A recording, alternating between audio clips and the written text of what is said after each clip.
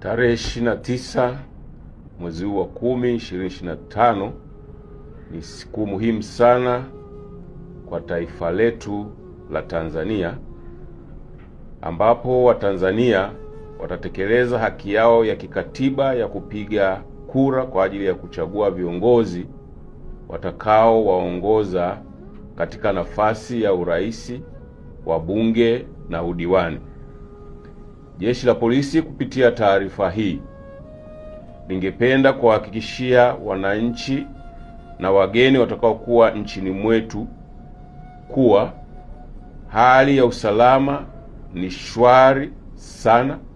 na hakuna tishio lolote la kiusalama linaloweza kufanya shughuli hiyo ya kupiga kura isifanyike kwa amani. Pia wananchi mnahakikishiwa amani na usalama wa kutosha siku ya Jumatano, hivyo mjitokeze kwa wingi kama mlivyojiandikisha kwenda kupiga kura bila hofu yoyote ile. Aidha, ninawahakikishia nimejipanga vizuri sana kumdhibiti yeyote yule kwa mujibu wa sheria atakayejitokeza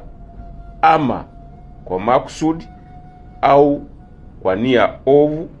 kuvunja sheria za nchi ili kuhatarisha amani ya nchi kwa kisingizio chochote kile siku hiyo ya kupiga kura na baada ya kupiga kura. Atakaye thubutu kuvunja sheria asimlaumu au asilaumu kwa hatua zitakazochukuliwa dhidi yake kwa mujibu wa sheria za nchi, kwani elimu imetolewa vya kutosha na kwa muda mrefu.